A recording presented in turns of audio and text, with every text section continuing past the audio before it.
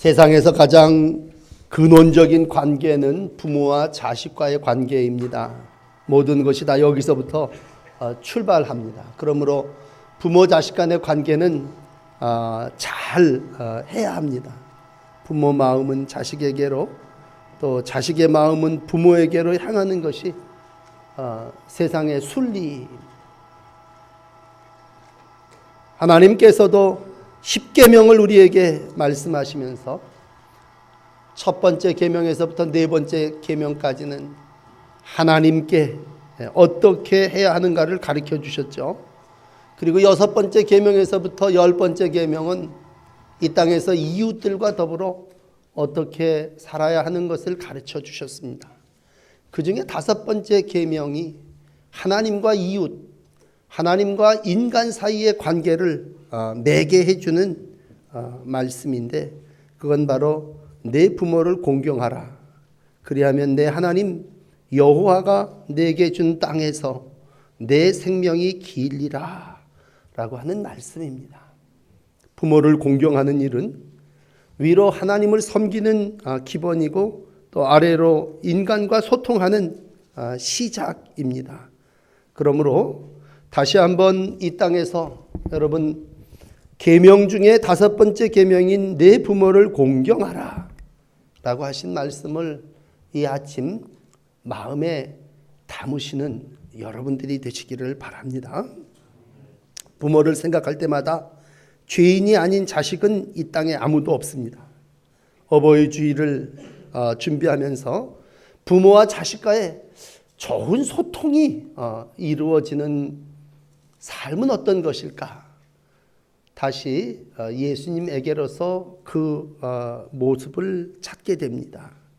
이 사복음서 중에요, 유일하게 예수님의 소년 시절을 소개한 누가복음입니다. 우리가 이제 마가복음을 다 읽고 이번 주간에 누가복음을 읽으면서 짧은 본문이지만, 누가복음 2장 안에는 예수님께서 아이가 되셔서 이 땅에서 자라나시고 강하여지고 지혜가 충만해지고 하나님의 은혜가 그 위에 있음을 40절에 말씀해 주셨습니다. 그리고는 이제 41절에 대해서 이 아이가 성장을 하는 그러한 모습을 간단하게 한 단편으로 기록해 놓고 있습니다. 그 이후에 18년은 공생에 시작하는 살 때까지는요, 감추어져 있는 그러한 본문입니다. 그러므로 예수님의 성장 시기가 어떻게 됐을까? 우리는 다 짐작할 뿐이지 성경은 기록하지 않습니다. 그런데 오늘 이제 12살 예수님의 부모는 해마다 6월절이 되면 예루살렘으로 아이를 데리고 올라감을 기록해 주시고 있습니다. 12살 막 유대인들은요, 12살을 성인으로 들어가는 문턱이라고 생각합니다. 그래서 13살, 우리식으로 얘기하면 13살이죠. 12살이 되면 바미스바 의식이라고 해서 성인식 비슷한 거 행합니다. 이 아이가 이제 우리 공동체의 일원이 됐고, 크게는 부모로부터 분리되어 어떤 거래를 할 수 있고, 그리고 성전의 구성원으로서 성전 안에서 말할 수 있는 그러한 시작이 12살입니다. 유대인들은 반드시 이 12살이 되면 아이들을 성전에 데리고 갑니다. 그리고 그 성전 안에서 하나님의 말씀을 듣게 하고 또 말하게 합니다. 오늘 예수님도 당연히 그 이전에서부터 부모의 손에 잡혀서 해마다 6월절이 되면 예루살렘에 올라갔습니다. 오늘 부모님 주일이지만 우리 교회는 거의가 다 부모님들이 계시기 때문에 오늘 이 41절의 말씀을 읽으면서 부모가 돼서 해야 할 가장 기본적인 일은 뭘까? 그건 아이를 데리고 성전에 올라가는 일입니다. 여러분, 41절을 보면 부모가 해마다 6월절이 되면 예루살렘에 올라갔다. 뭐 하겠습니까? 하나님의 은혜를 기억했을 겁니다. 내가 하나님의 백성임을 확인했을 겁니다. 전통적인 절기를 지키며 온 동네 사람들과 함께 순례자가 돼서 우리가 하나님의 백성이고 하나님이 우리에게 이와 같이 은혜를 베푸셨다고 하는 믿음의 확인을 하게 됩니다. 보통 남자들은 반드시 갔었다고 해요. 그렇지만 여자들은 꼭 가야 되는 것은 아니었던 것 같아요. 그렇지만 마리아도 늘 동행했던 걸 보면 마리아의 믿음도, 어머니의 믿음도 아주 신실한 믿음이었습니다. 다시 한번 어버이 주일에 여러분들에게 좀 새로운 부탁이 될 줄 모르겠습니다만, 부모가 됐다면 마지막까지 자식을 성전으로 올리는 일을 포기하지 마시기를 바랍니다.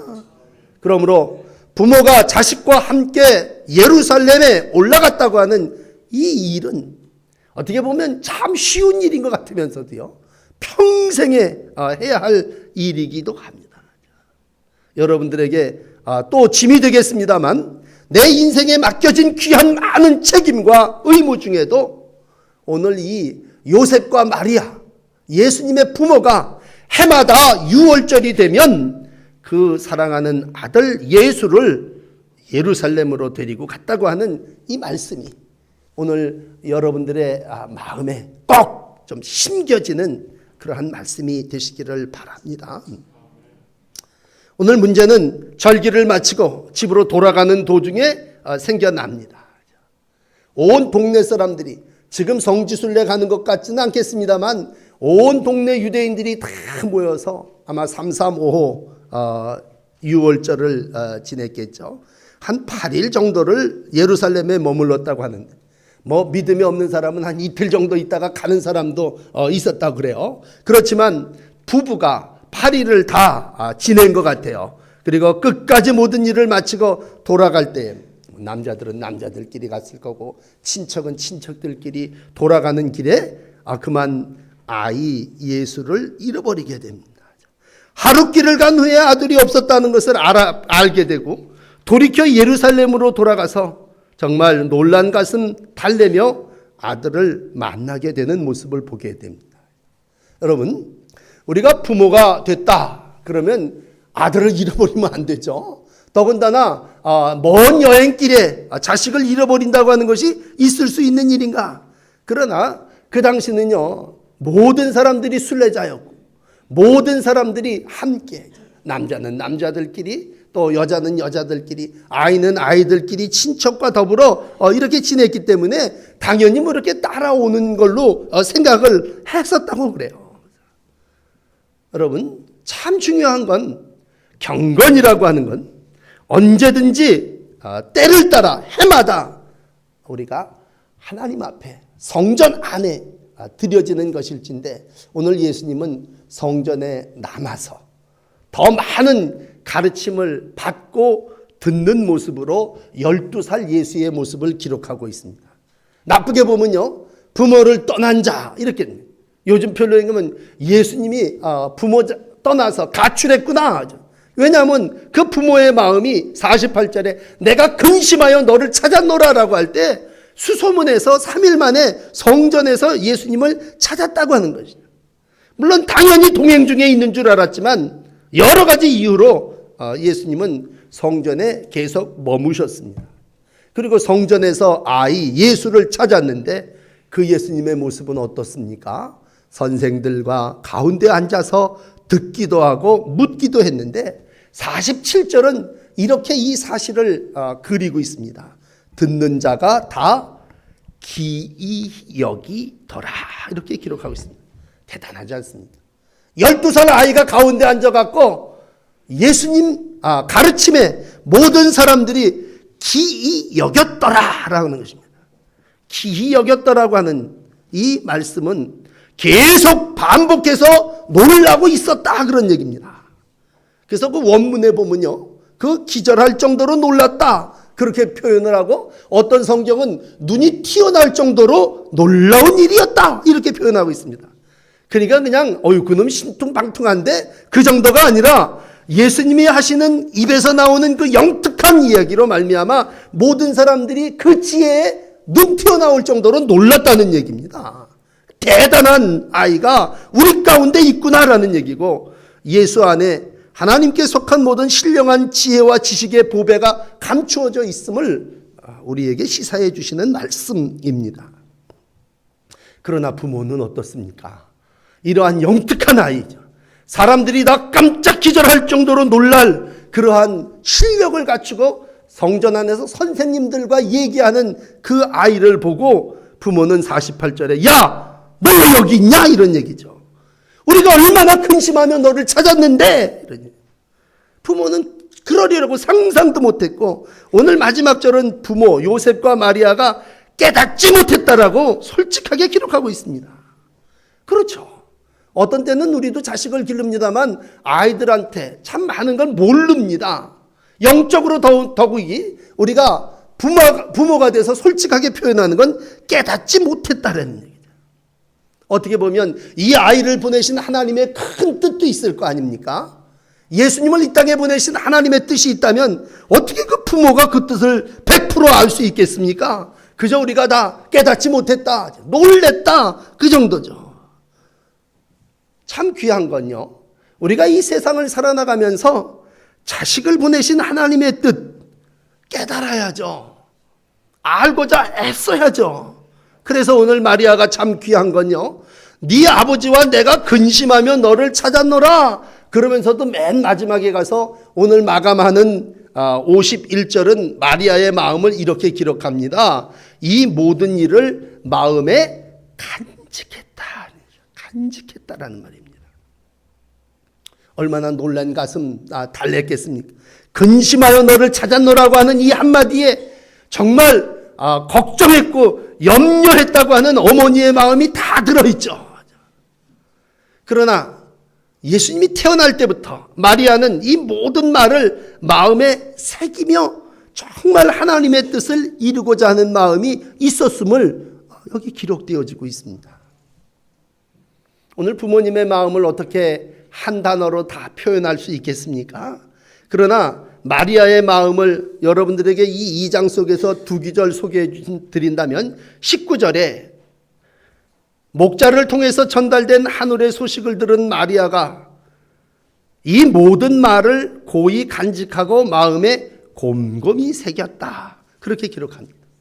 또 한 번 잃어버리고 난 이후에 예수님이 성전 안에서 지금처럼 이렇게 깨닫고 대화하는 모든 내용을 누가는 예수의 어머니가 이 모든 일을 마음에 간직했다고 정확하게 기록하고 있습니다. 어머니의 마음은 정말 간직하는 마음이요, 그 모든 말 한마디 행동 하나를 다 품에 고이 간직했다고 하는 그러한 의미일 겁니다. 어머니의 마음을 오늘 무심하다 그렇게 이야기하는 자녀는 아무도 없을 겁니다.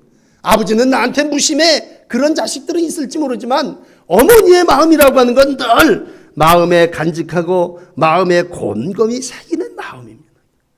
아마 그 뱃속에서부터 그 마음이 서로 전달이 돼서 정말 어머니는 품이고 고향과 같은 존재로서 내가 말은 안 해도 어머니는 내 말 속의 모든 걸, 또 내 행동 속의 모든 것들을 다 간직하고 계셨을 거다. 결국은 돌아오지 않습니까?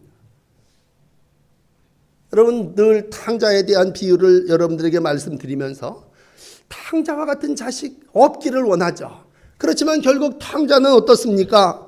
아버지의 간섭에서 벗어나려고 한, 자유롭게 살고 싶어 합니다. 먼 나라에 가서 금지된 생활을 시커멓 하고 싶어 합니다. 내 몸뚱아리, 내 재물, 내 모든 걸 좀 마음대로 써보고 싶은 그 죄인의 모습이죠.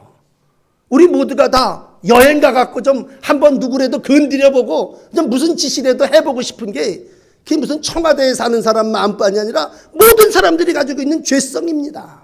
그걸 절제하고 근신하고 몰래 안 들키고 정도의 차이지, 모두가 다 뭐예요? 어디 먼 나라에 가서 좀 마음대로 방탕하게 좀 써보고 즐겨보고 싶은, 좀 먹지 말아라 하는 걸 좀 먹어보고 싶은 그러한 마음이 우리 죄인들의, 인간들의 솔직한 마음입니다.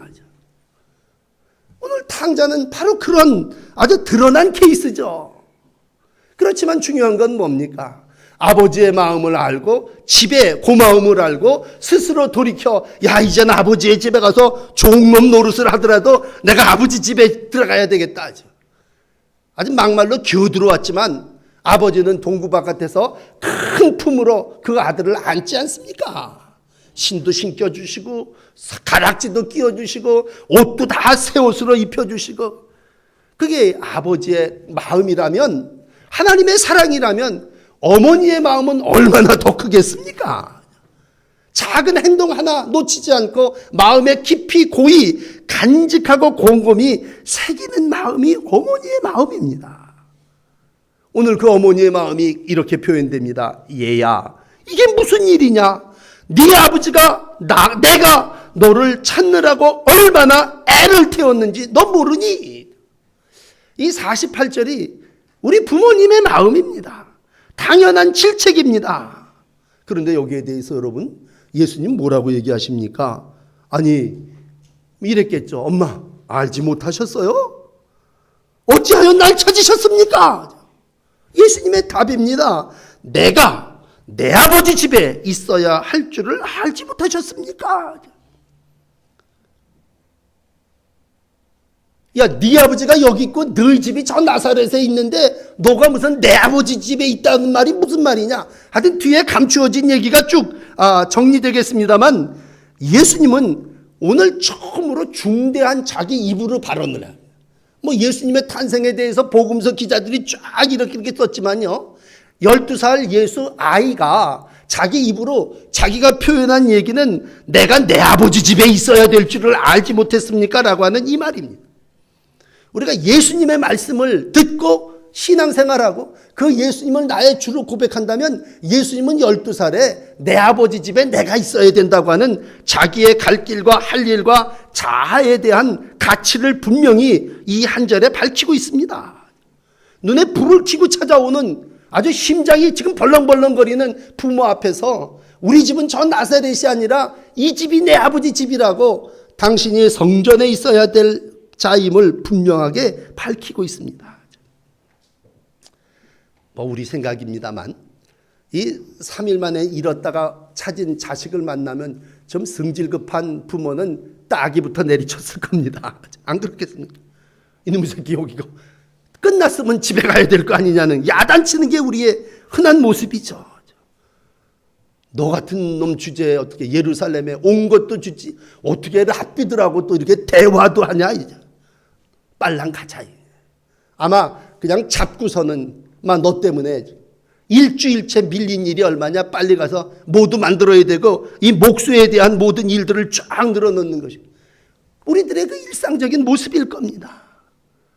그러나 다시 한번 오늘 다시 본문으로 돌아가서 어머니의 마음은, 아버지의 마음을 우리가 좀 생각한다면, 참 마리아는요, 마음에 곰곰이 새겼고 그 모든 것들을 마음에 간직했습니다. 전 이 마리아의 모습에 참 감동을 받고 은혜를 받습니다. 그리고 내 어머니의 모습이 넉넉히 이러하리라고 여겨집니다. 그렇습니다. 어머니의 품은, 어머니의 마음은 우리가 한 말, 우리의 한 모든 행동을 절대로 놓치지 않고 간직하고 계신 분이십니다.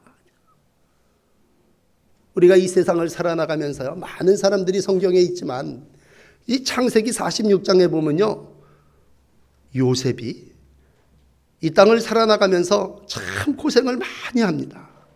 버림받았죠. 형제들로부터 웅덩이에 번져집니다. 먼 이방 나라에 팔려갑니다. 그 아버지는요, 그 아들이 죽었는 줄 알아요. 양의 피를 묻혀다가 그 이쁜 좋은 옷 갖다가 이거 아들 옷인데 이렇게 됐습니다. 죽었는 줄 알아요. 얼마 세월이 지나서요, 오늘 그 죽은 줄 안 아들을 만납니다. 여러분 읽어드릴게요. 창세기 46장 30절에 보면요, 수레를 타고 고센에 올라가서 그의 아버지 이스라엘이죠, 야곱입니다. 이스라엘을 맞으며 그에게 보이려고 그 목을 어긋맞춰 안고 얼마 동안 웁니다. 아마 펑펑 울어댔을 거죠. 그리고 이스라엘이, 야곱입니다, 요셉에게 말하죠. 내가 지금까지 살아있고 내가 네 얼굴을 보았으니 지금 죽어도 족하도다. 이게 아버지의 마음이죠. 난 너 죽은 줄 알았어. 너 지금 여기 살아있고 내가 지금 살아서 눈으로 너를 보니 난 이제 죽어도 족하다. 아버지의 마음. 정말 아버지가 얼마만큼 그 자식을 생각하고 또 생각하고 마음에 간직하고 살았음을 여기 기록해 주시고 있습니다. 오늘 마지막으로 여러분들에게 예수님의 모습을 소개해 드리면서 순종에 대한 말씀을 드리려고 합니다. 오늘 그렇게 예수님은 자기 정체를 한번 밝히시고요. 그 뒤로 12살 이후에 이제 성인이 됐으니 자기의 갈 길을 갔느냐? 그렇지 않습니다. 이 아이 예수는요, 성전에 계속 머무르지 않고 부모와 함께 나사렛으로 내려가사 순종하며 받드시더라. 51절에 기록하고 있습니다. 이게 효입니다. 순종하며 받드시더라 라는 말씀. 받드시더라 라고 하는 말씀. 내가 성전에 머무를 자요, 내가 하나님이 보낸 아들이요, 내가 이 땅에서 12살이 되어 이제 나의 갈 길을 간 자이지만 오늘 나는 나사렛에서 부모님께 순종하며 받드는 일을 했음을 성경은 짧은 예수님의 생애에 기록하고 있습니다. 효가 뭘까? 뭐 별의별 얘기를 다 늘어놓을 수 있습니다. 그렇지만 오늘 예수님은 이 땅에서 부모에게 어떻게 하셨습니까? 순종하여 받드시는 삶을 사셨습니다. 한 가정에서. 뭐 역사로 때를 이야기한다면 18년 정도겠죠. 부모와 동생들과 몫으로서 뭐 요셉이 조금 일찍 죽었다면 남은 가족들을 그는 부양하면서 자기에게 주어진 귀한 일들을 잘 이루어 나갔습니다. 누가는 다른 성경이 기록하지 않는 이 누가복음 2장 51절을 통해서 예수님의 12살 이후의 삶을 함께 내려가서 순종하며 받드는 삶을 살았다고 기록합니다. 너무 평범한 얘기죠. 그러나 그 평범한 일이 결국은 부모에게 효도하고 가족 속에 화평한 일꾼으로서 순종하며 지냈다고 하는 말씀입니다. 여러분, 큰 뜻을 품었으니 이젠 나가 예루살렘에서, 나사렛은 저리 가라고 예루살렘 큰 도시에 가서 무슨 일을 하며 이렇게 살았다고 하는 것이 예수님의 모습이 아닙니다. 뭐 처음부터 완성된 존재를 요구하는 자가 누굽니까? 죄악이고 마귀의 꼬임입니다. 삶이라는 게 평범한 삶을 통해서 예수님 공생의 이전까지 정말 완성된 존재가 아닌 한 가정의 그냥 다른 이웃집 아이와 같은 소년으로서 부모의 돌봄도 받았을 거고 부모의 사랑도 먹었을 거고 형제 간의 우애도 이렇게 했을 거고 때로는 경쟁도 하면서 이웃들 속에 사셨습니다. 오늘 우리가 예수님을 믿을진데 예수님은요, 순종하며 받드시더라라고 하는 이 말씀 속에 자기의 인생의 모든 걸 표현해 주시고 있습니다. 그래서 이 그림을 그리는 화가들은요, 예수님의 출생에서부터 뭐 예수님에 대한 여러 가지 그림을 그리는데 예수님의 그 12살 이후에 그림을 그린 이들의 그 모습을 보면요, 그 목공소에서 아버지가 열심히 일을 하면요, 요셉이 이렇게 요셉이 일을 할 때 예수님이 이렇게 등불을 들고 아버지를 이렇게 밝히 비추어 주는 그러한 모습을, 세상 말로 하면 시다죠, 시다. 이렇게 도와주는, 아버지를 돕는 조력자로서의 그 삶의 모습을 그림으로 표현해 주고 있습니다. 그러면서도 그 그림이 주는 깊은 뜻은 뭐야? 가정의 등불로서 빛을 이렇게 비춰주면서 아버지를 또 온 식구들을 세상 속에서 주님이 불을 밝혀주는 자로서의 삶을 아주 작은 가정 둥지에서부터 사셨음을 우리 가운데 보여주는 모습이시죠. 그 모습이 모든 사람이 볼 때, 하나님이 볼 때 어떻습니까? 오늘 52절까지 마지막 마감하는 말씀에 이 모습을 보며 사람들과 하나님께 더욱 사랑스러워 가셨다. 그렇게 기록하고 있습니다. 그렇습니다. 여러분, 우리가 이 땅에 살아나가면서 진정한 자식의 도리가 뭐고 부모의 할 일이 뭘까 그랬을 때 부모는 마리아라고 그럽시다. 마리아는 모든 자녀의 말을 마음에 품고 간직하며 사랑을 실천했습니다. 자식은 부모의 말씀에 순종하며 받들었습니다. 이게 인간으로서 부모 자식과의 관계입니다. 하나님을 섬기고 이웃들 사이에 어떻게 살아야 되느냐라고 하는 10계명 중에 5번째 효도에 대한 가르침을 하며 부모를 공경하라고 할 때 예수님은 위로 하나님과 또 땅에서 사람들에게 사랑을 듬뿍 받으면서 오늘 52절은 뭐라고 표현합니까? 더욱 사랑스러워 가시더라. 그렇게 기록하고 있습니다. 이 아침 바라기는 여러분들의 가정, 부모와 자식과의 관계, 오늘 예수님과 그의 부모와의 관계와 같은 신뢰와 사랑의 관계가 되시기를 바랍니다. 그래서 어머니는 모든 자식의 말을 마음에 두는 어머니여야 할 것이고, 자식은 순종하며 참 받드는 그러한 삶을 살아나가야 할 것입니다. 여러분, 어떤 자녀들은 불평합니다. 나를 왜 이런 나사렛 촌 구석에서 태어나게 하셨습니까? 갈릴리 촌 아닙니까? 도시인들이 볼 땐 참 업신여기고 사투리 쓰는 놈들입니다. 저것도 나사렛 사람이다. 그렇게 표현해요. 나를 좀 예루살렘에서 멋지게 유학을 시키고 좀 거기서 랍비들하고 좀 같이 좀 대화도 하고 이러면서 12살 이후에 살게 하셨으면 얼마나 좋았겠습니까? 그러나 여러분, 예수님은 끝까지 공생애를 시작하기 전에 구속진 곳에서 평범한 가정에서 그 환경을 극복하며 구세주로서 하나님의 보내신 자의 삶을 살아나가셨습니다. 환경을 극복하는 게 참된 삶의 모습이지, 아니 예루살렘에서 성전에서 모든 사람과 더불어 함께할 때, 요즘 말로 이번 주간의 말로 얘기하면 일찍부터 갑이 돼가지고 살면요 을의 심정을 모를 겁니다. 그렇지 않습니까? 예수님은 늘 소외된 자들 속에, 평범한 속에서, 어떻게 보면 을 속에서 삶을 잘 감당하며 소자를 사랑하고 병든 자를 사랑하고 죄인을 사랑하며 약자를 사랑하고, 그게 요즘 유행하는 말로 뭐 을을 사랑하면서 자기에게 주어진 삶을 잘 감당했을 때 하나님이 그에게 은총, 은혜, 복을 내려주신 줄 믿습니다. 그래서 그 예수님의 성장, 지혜, 지식입니다.